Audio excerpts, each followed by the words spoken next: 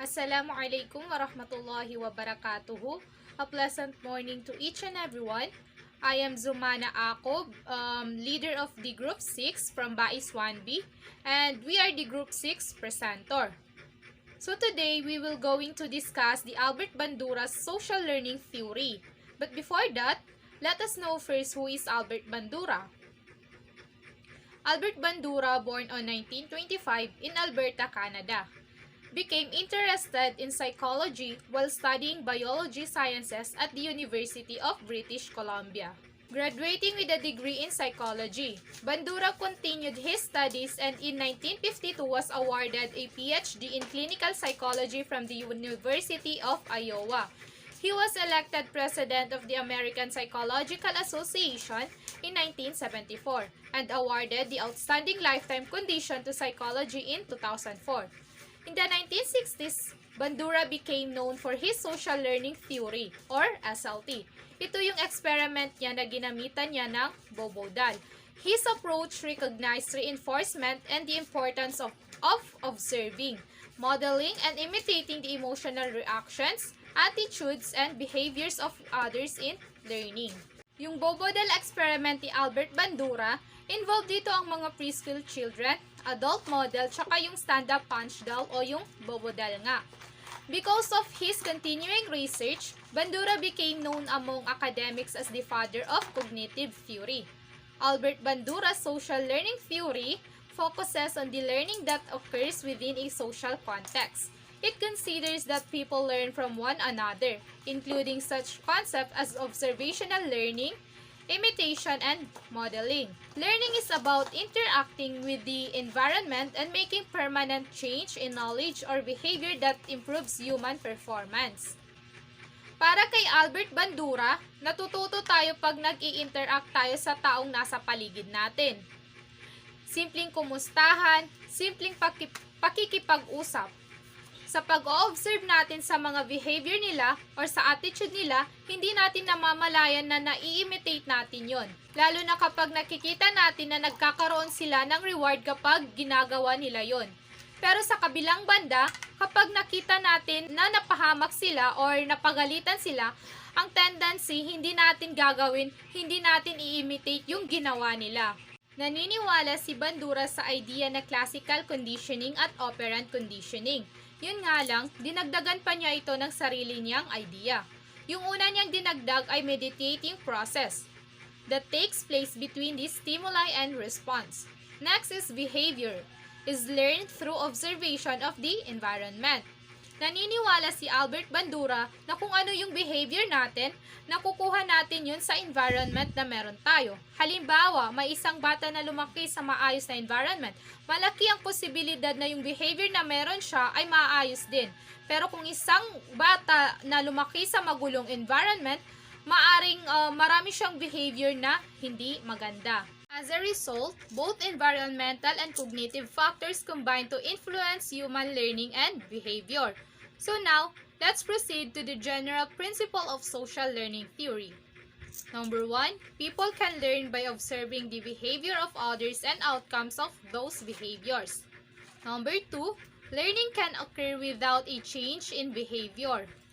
Number 3, cognition plays a role in learning. Number 4, social learning theory can be considered a bridge or a transition between behaviorist learning theories and cognitive learning theories. So basically, the general principles of learning theories tells that observation taught or encourage us to do what others are doing. Their experiences brought effectivity on how we can learn without changing any of our behavior. Our knowledge and sensibility on what we are doing should apply for us to handle these changes in our behavior. So that will be all. I hope you understand my discussion. Assalamualaikum warahmatullahi wabarakatuh. I am Norlin Italipasan and my report for today is how the environment reinforces and furnishes modeling. So, people are often to reinforce or modeling the behavior of the others. Bandura suggests that the environment also reinforces modeling, and they also believe that the behavior is learned through observation of the environment. So, ang halimbawa nito is kung yung bata is lumaki or yung bata is lumaki sa environment na lahat ng nakikita niyang tao is mabait or maganda yung ginagawa is yun yung kanyang naa-adapt, yun yung kanyang nakukuha at yun yung namamana niya na ginagawa. This is in several possible ways. Number one is the observer is reinforced by the model. For example, a student who changes dress to fit with a certain group of the students has a strong likelihood of being accepted and through reinforced by that group. Second is the observer is influenced by a third person. The observer may be modeling uh, the action of someone else. For example, an understanding class leader or student, the teacher noticed this, the compliments and prizes. The observer for the modeling suits behavior rules influencing that behavior. The number three is the imitate behavior itself leads. Uh, Many behavior that we learn from others produce satisfying or influencing results. So, for example, a student in my uh, in my multimedia class could observe bow the extra work a classmate does is fun. This student in turn would do the same extra work and also experience enjoyment. So, ginawa niya yung ginagawa ng mga classmate niya. So, naranasan niya yung experience na or na-experience niya yung enjoyment na ginagawa ng kanyang mga kaklase. Number 4 is the consequences of the model's behavior affected the observer's behavior vicariously. This is known as vicarious reinforcement. This is where the model is reinforced for a response and then the observer show an increase in the same response. Bandura illustrates this by having students watch a film of a model hitting an inflated clown doll. One group of children saw the model being praised for such action without being reinforced. The group of children began also uh, to hit doll or to hit the doll. Contemporary social learning perspective of reinforcement and punishment. It indirect effect on learning. They are not the sole or main source. Influence the extent of which an individual exhibit behavior that has been learned. Expectation of reinforcement influences cognitive process that promote learning. Attention is influenced by expectation of the enforcement of the reinforcement. Um, Example of this is when the teacher tell, uh, tells a group of students that what they study next is not on the test. The student will not pay attention uh, because they don't expect to know the information for a test. So, hindi na sila makikinig dahil alam naman nila na hindi nakasali sa test yung i-explain or yung pag-i-studyhan nila. So, that's Assalamualaikum warahmatullahi ta'ala wabarakatuh. My name is Nurhaya Elintal from the group 6. Today, I'm going to discuss is all about behavior that can be learned through modeling.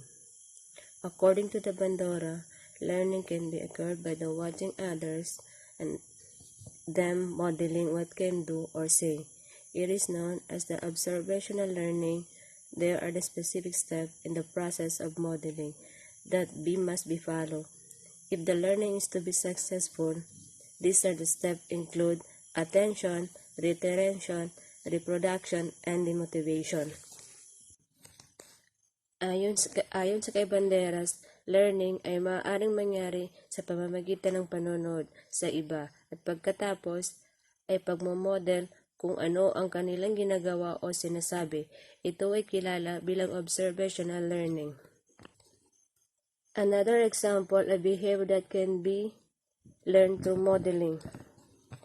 A younger sister observing an old sister being rewarded for a particular behavior is more likely to repeat that behavior herself. Cognitive social learning theory specifically required 4 processes: paying attention, being motivated to enact the behavior, have the ability to produce the action, and have the ability to remember the behavior. Particular na iminumungkahi ng pag-aaral ay kinakailangan na 4 na proseso na binibigyang pansin ang pagiging motibasyon upang maibatas ang pag-aaral na may kakayahang muling gawin ang aksyon at pagkakaroon ng kakayahan matandaan ang pag-uugali. Another example of cognitive social learning theory. In real life, if the child observed their parents going to the work every day, volunteering at a local community center and helping their significant other with the tasks around home, the child is likely to make those behavior if the rewarded this behavior become reinforced and the most likely repeated by the individual. Another example. You may have learned altruistic behavior from seeing your parents bring foods to a homeless person. You may have learned how to train a dog from watching the dog whisper. Dito po nagtatapos ang aking pag-uulat. My name is Narzana Kasim.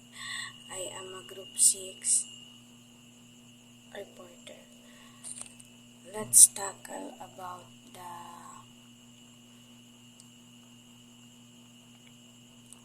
condition necessary for effective modeling on occur. First is attention. Attention, the person must first pay attention of the model. Second is retention. The observer must be able to remember the behavior that has been observed One way to increasing this is using the manner of rehearsal. Third is motor reproduction. The third condition is the ability to replicate the behavior that the model has just demonstrated. This means the observing has to be able to replicate the action, which could be a problem with a learning who is not really developmentally to replicate the action. For examples, a little children have a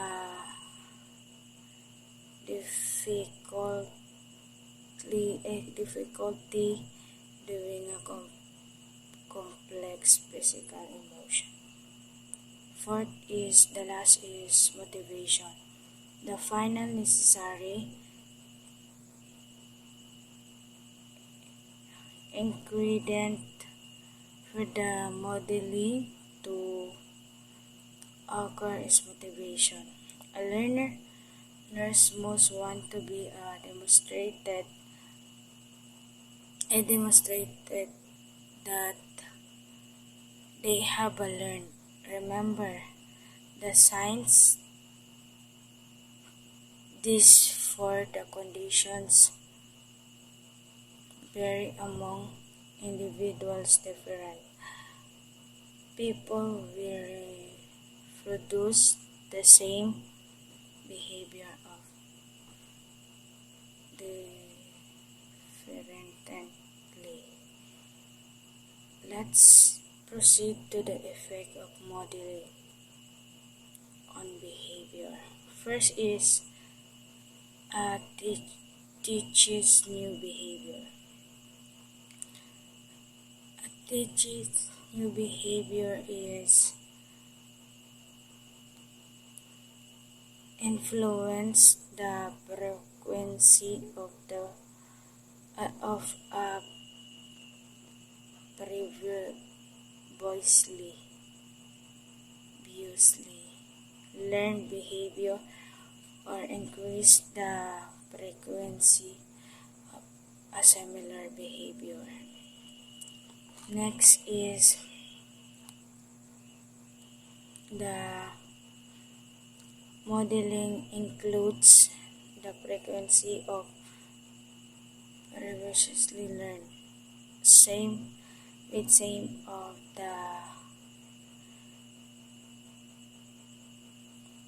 first or number one to explain that.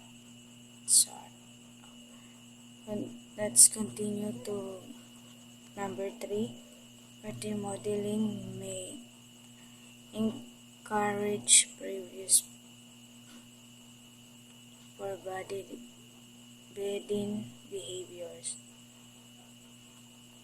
Number 3 is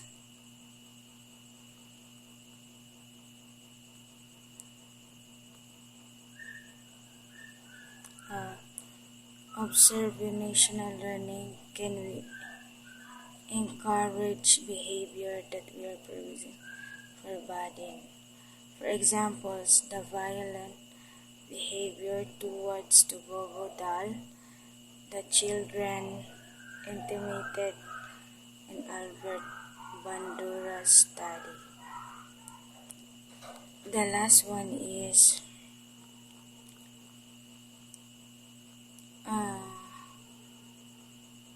modeling increase the frequency of the similar behavior. Number 4 is Albert Bandura's social learning theory suggests the observation and modeling play a primary roles on how and why people learn. Bandura's theory gets the beyond the presentation of the learning being a result of direct experience with the environment. Shukran. Good morning to all of us, especially to our teacher, ma'am. My name is Kando Ikauting. For today's, this is my presentation. It's all about, the topic for today is all about Tolman's K concept. Tolman's K concept is learning all about learning to the assessed that learning is always purpose and goal directed. Okay. The Tolman assessed the learning is always purposive at a goal directed. This purpose and goal directed. He held the nation that the organism and or responded for some adaptive purpose.